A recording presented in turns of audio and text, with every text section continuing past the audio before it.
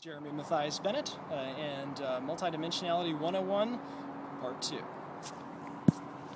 All right, so in the first part we talked about multi-dimensionality. We got the different levels.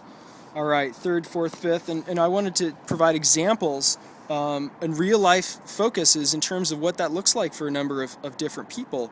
And so we've got real life focuses. So you are in so many ways your focus.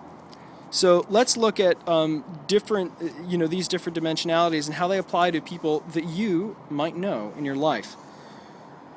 So this is an example of many people on Earth right now. They're so filled and they're so focused on their mental capacity, their thoughts, and maybe their feelings, and not so much in the spiritual and not so much in the physical. You see, I drew this little guy. He's got a big head and a teeny weeny body. So like Descartes said, I think, therefore I think some more. That seems to be the going motto. And the body is an HTD, which is a head transport device.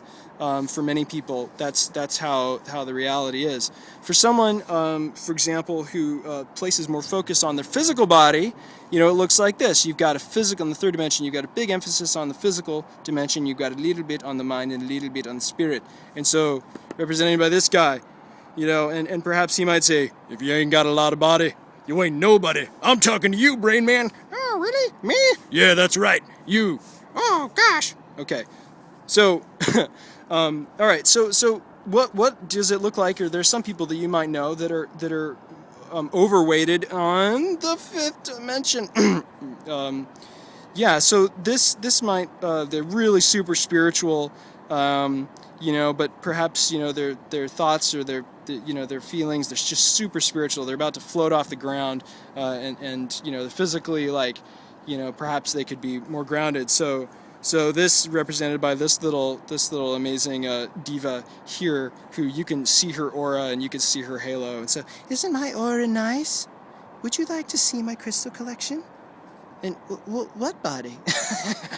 Yes, I'm sure you may know some amazing individuals who perhaps could stand to have more of a focus in terms of integrating these aspects. And so really what the ideal, I guess, or the optimum that one can exist way to exist here in the third dimension is just a second.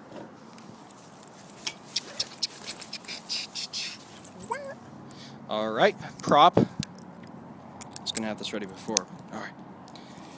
So, the exist in the third dimension is you have, you're really grounded in, in your physical body. Mentally, you know what's up in terms of things here, and spiritually, you've got it tuned in, and I think that this is really summed up. For example, if you're a guy, my good friend Martin Hannon, who helps men to step into their power, and he basically says something like this for us men: it's good to lead with your hand on your heart and your other hand on your balls. This is Jeremy Matthias Bennett, Multi-dimensionality 101.